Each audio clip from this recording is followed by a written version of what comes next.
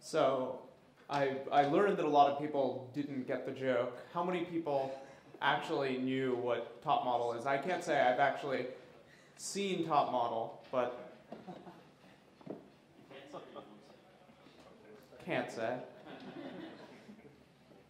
So anyway, I'm going to talk a little bit about data modeling, but really what I'm going to talk about is the fact that you're doing it wrong.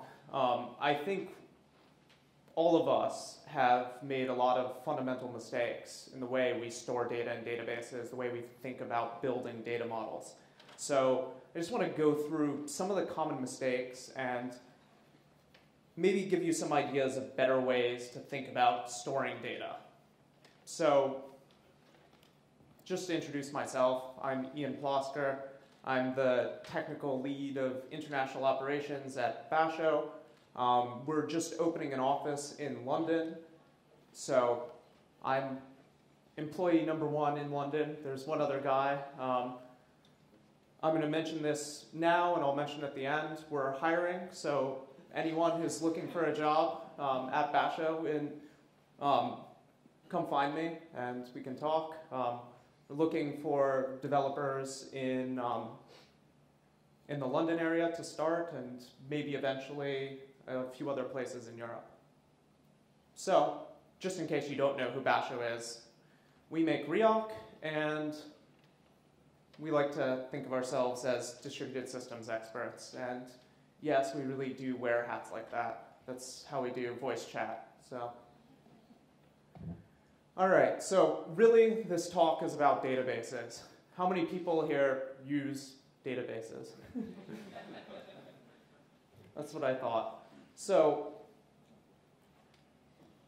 I think we spend a lot of time building things like this, working in relational databases and building crazy schemas where we just tear apart our data. We turn it into this normalized form, and we think that there's some sort of elegance in the fact that we've separated each little bit of data down to its tiny littlest, smallest detail.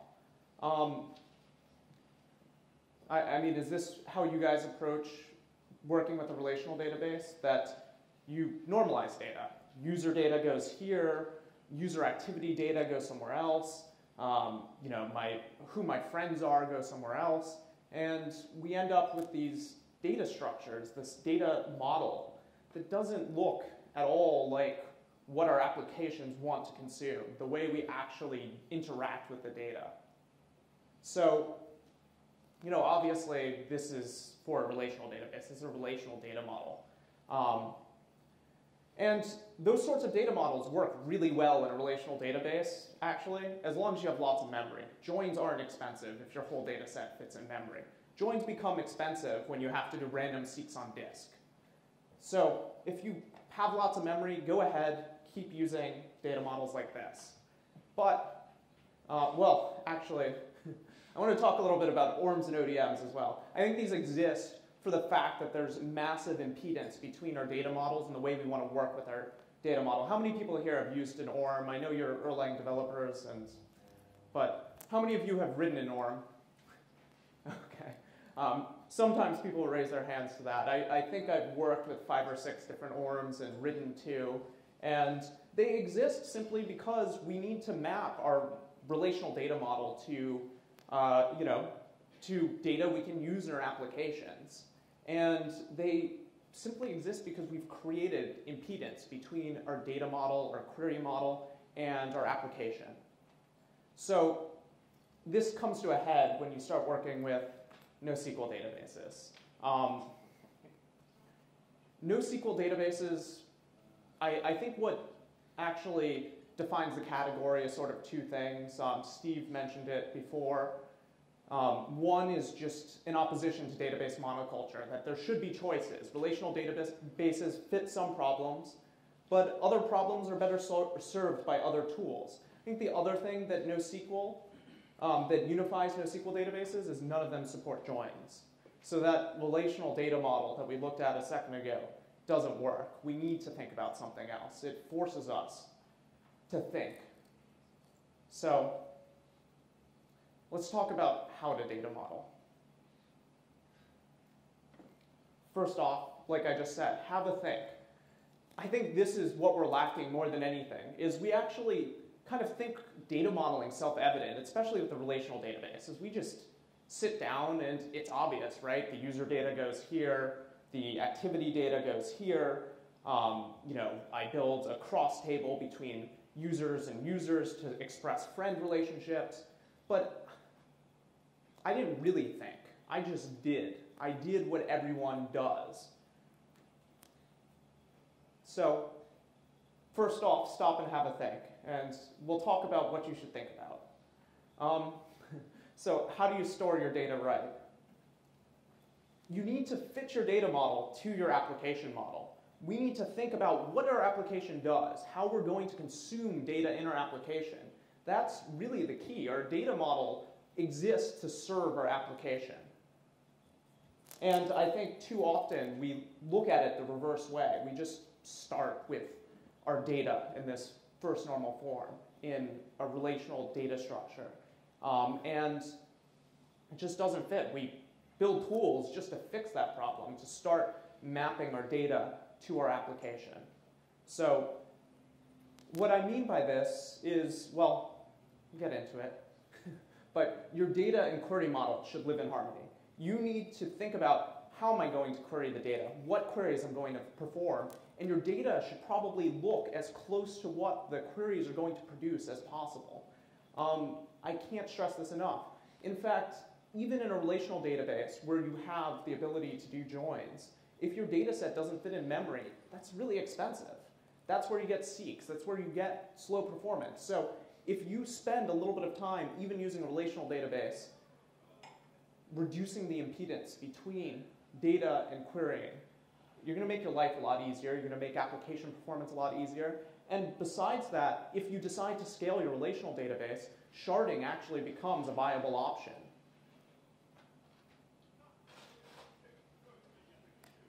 So this is a SQL statement. I found this online. Someone posted this and was really proud of it. I don't know, I wouldn't be so proud of something like this, but this is exactly what I'm talking about. This is data and querying, data and application, not harmonizing. I mean, the amount of work that needs to be done here to produce something that's useful to whatever application this guy was building, I didn't spend the time to look at that. I just Googled massive SQL statement. And I forgot, at some point I found the joins in here. I think they were implicit somewhere along the way. But don't do this. That's not harmony. Your data and query model should be directly tied together. So at the same time, I think we hear this word denormalized, right? We should denormalize our data. Don't just denormalize for the sake of denormalizing. You don't need to be a database hipster. You can just, you need to denormalize for a reason. We're solving a problem. So what is the problem we're solving? Data queried together should be stored together. I love this picture. You can't see it, but this is a check cashing store and a beer store. They sell oysters and po' boys. Yeah. So goods that people want together are sold together. Data that's queried together should be stored together. It's as simple as that. Yes? And when you change how you query your data? When you change how you query your data, you probably need to do a little bit of work to actually migrate your data to fit. I think it's hard. I mean, even in a relational database, if you have a large data set and you decide to alter table, it can take a long time. Changing all of those indexes is expensive. Actually, MySQL is the worst with that. Postgres is actually pretty good. Postgres doesn't actually force you to realize the cost of indexing right up front when you do an alter table. So pick a good relational database if you want to do that. But yeah, it's hard. I don't know, applications change. We can do our best to figure out what requirements we may have in the future and hopefully build a data model that's flexible. One option that's common in NoSQL databases, and even now in relational databases, using semi-structured data to allow us to manipulate our data structures, have more flexible data structures stored in the database. And I think with Ryok, it's pretty common that people are storing JSON, XML. I know some people storing protocol buffers. So I don't know if I answered your question, but I want to talk a little bit about an approach to storing data together that we talk a lot about in Ryok. So time series data. How would you normally store time series data? You might have a table with events, and each event gets a row, and we just keep adding data to this. Something like Ryok that uses consistent hashing, that's distributing data around a cluster, this is really inefficient because when you go to query your data, when you go to query this time series, when you want an hour of time series data, you have to go all around the cluster to gather the data. And that's really expensive. What you really want is to be able to go to one object and retrieve it, which is a very fast operation, and to have all that data there. So this is kind of the perfect example because when you sit down and think about what the query is, what is the normal unit of time that I want to look at my time series data in? Is it that I'm showing a user in my application the past hour of activity? Well, if that's the case, then maybe I should store all events for the past hour in a single object so I can pull out that data very quickly and reduce the discrepancy between how my data is stored and how my application consumes it. So we call this approach time boxing, but it requires thinking. It requires knowing ahead of time what you want to do with the data, how you want to display the data, and how users want to interact with it.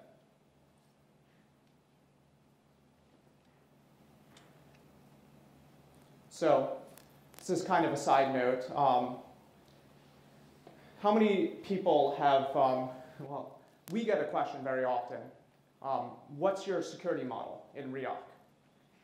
And the reason why they ask this is relational databases have security models, right? They tell you, oh, we'll encrypt your data on disk. You just, have an encryption key and we'll encrypt the data.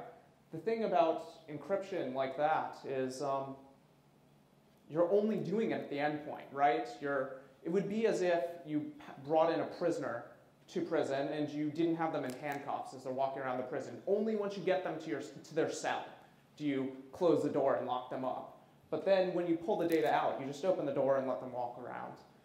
It's pretty silly. What you really want for data security is to guarantee that your data is locked up through the whole stack. So one approach is have the users actually create encryption tokens, encrypt data throughout the entire stack. Don't leave it to your database. I think that's a big mistake, even with relational databases that have, complicated security models. Another piece of advice, use natural keys. How many people use auto-incremented keys in their relational database?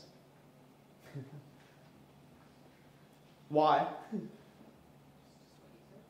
Well, the schema editor provides like ID auto-increment, and yeah. It's too much hassle to change it. No, what's funny is I see people using auto-incremented keys, and they rarely actually query on the auto-incremented keys. Maybe they'll do a join across their, this primary key. But the reason why you want to use natural keys is the data is discoverable. It's naturally discoverable. If I'm storing user data, the way I'm going to look up my user data is by username, right? I mean, maybe if the user knows their crazy auto-incremented ID or some UUID, it works. But in general, there is some natural identifier for your data, whether it be a username, an email address.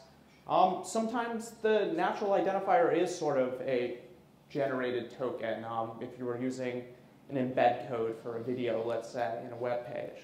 But yeah, I think this is a really fundamental mistake.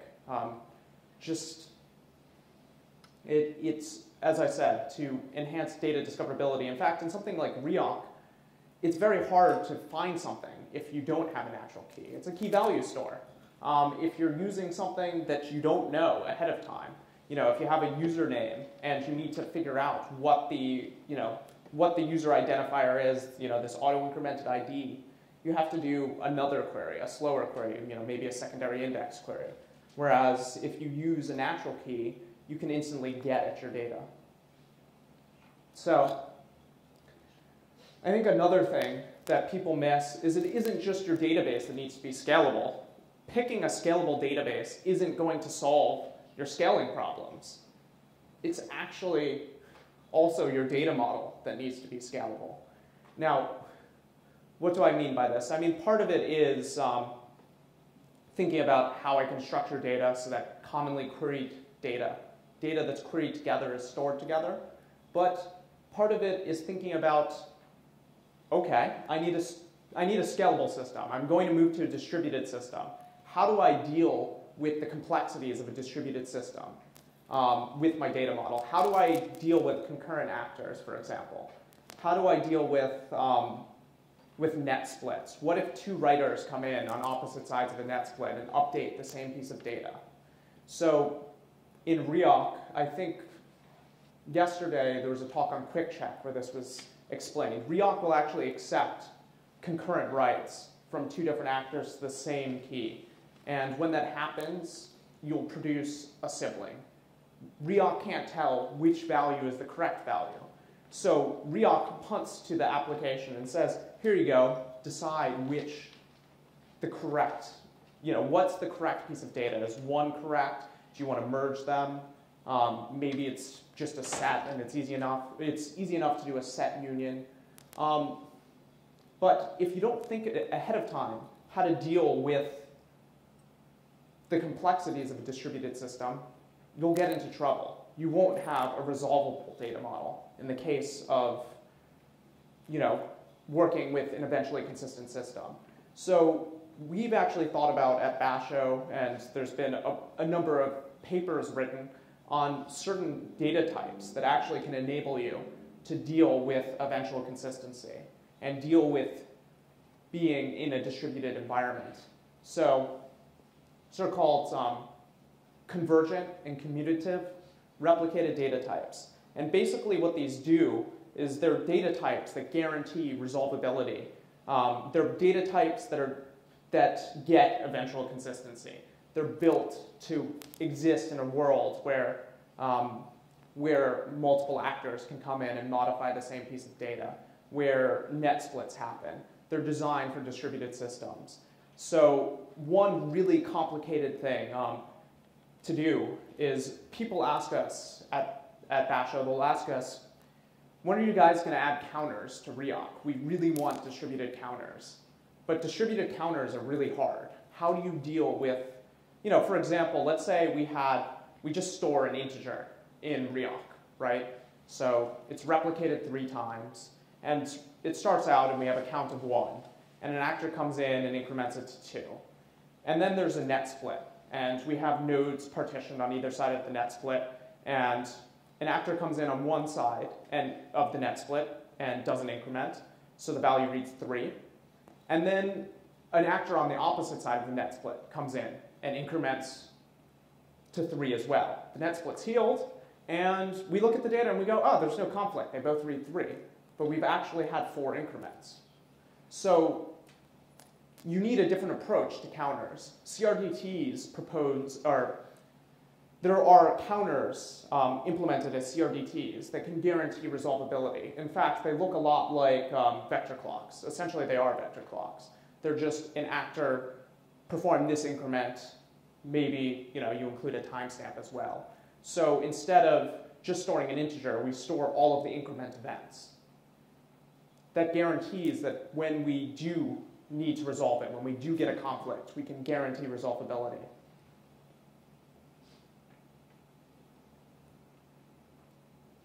So really, I think what's important, the point of this whole talk and the point of the NoSQL movement is picking the right solution, picking the solution that fits your problem.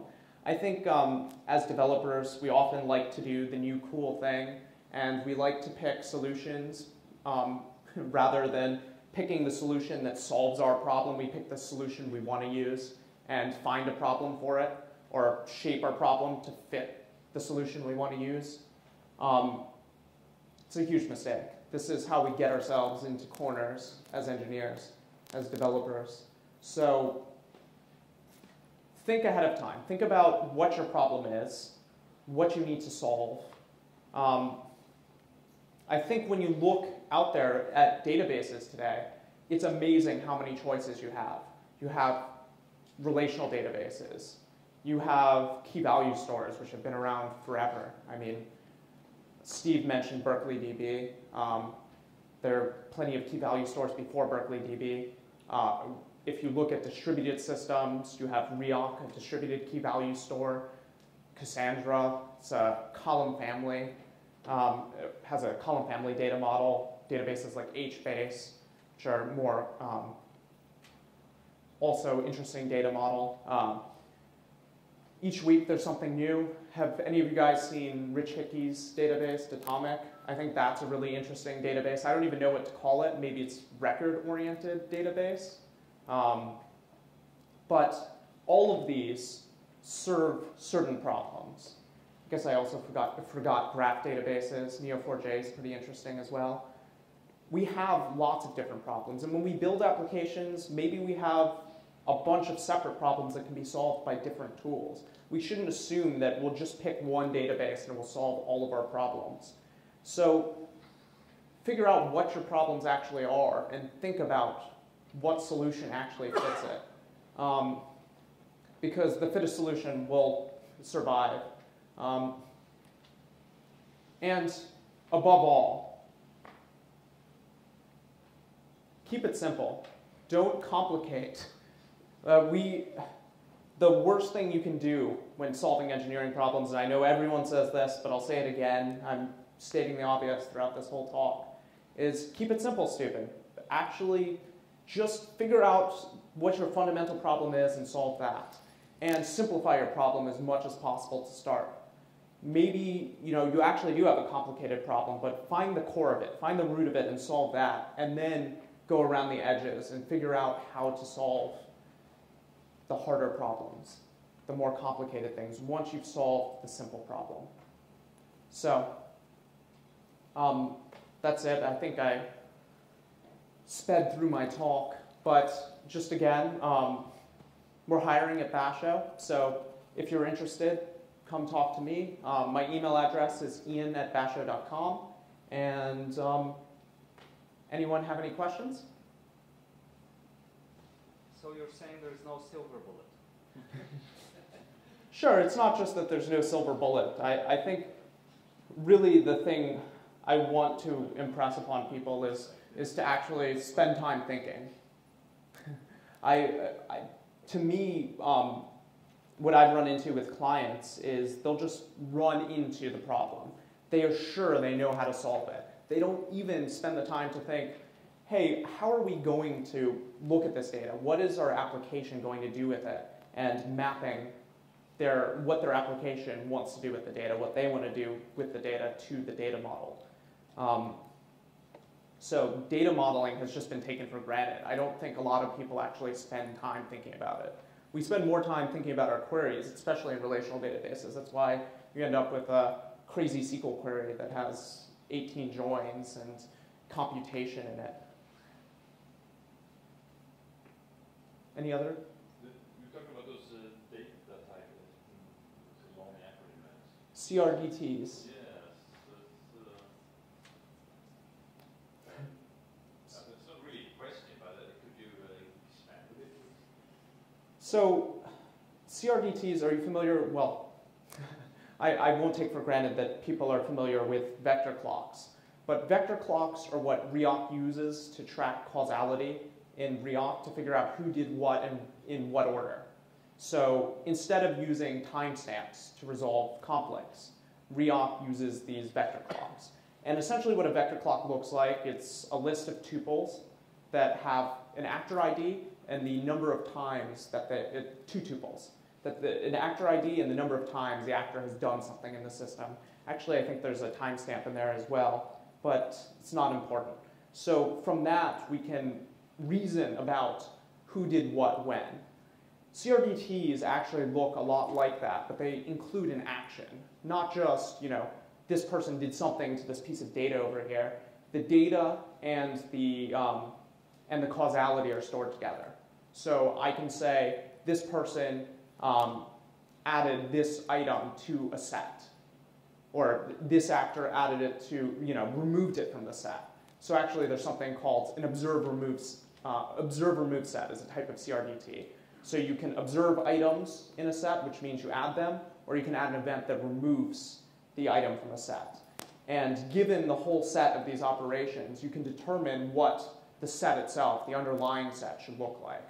A counter is very similar. We have a list of actors and the fact that they've incremented or decremented the counter.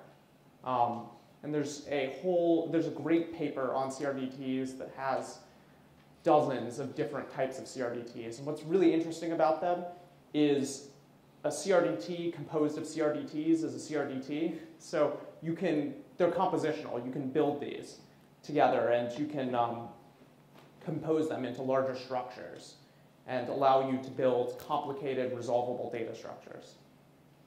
So hopefully that answered your question. What about the overhead? So you're right, they are bigger than just storing a counter. In fact, I think one of the biggest challenges of CRDTs, the reason why, one of the reasons why they're not, a feature of clients for Ryok or Ryok itself now is garbage collection, because you end up with a lot of garbage. And Ryok is eventually consistent. The whole point of these were to solve a problem of eventual consistency, and now we need to do consistent garbage collection. We need to get everyone on board garbage collecting.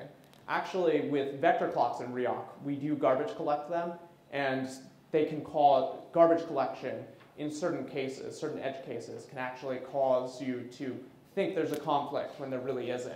So if you only garbage collect the vector clock on particular nodes, you can end up with conflicts. It's not a big deal in Ryok because you can reason about, okay, well, I really wanted this one. It only happens once in a while. But no, it's hard. You have to, so in your client application, you can probably garbage collect them from time to time, but it isn't simple.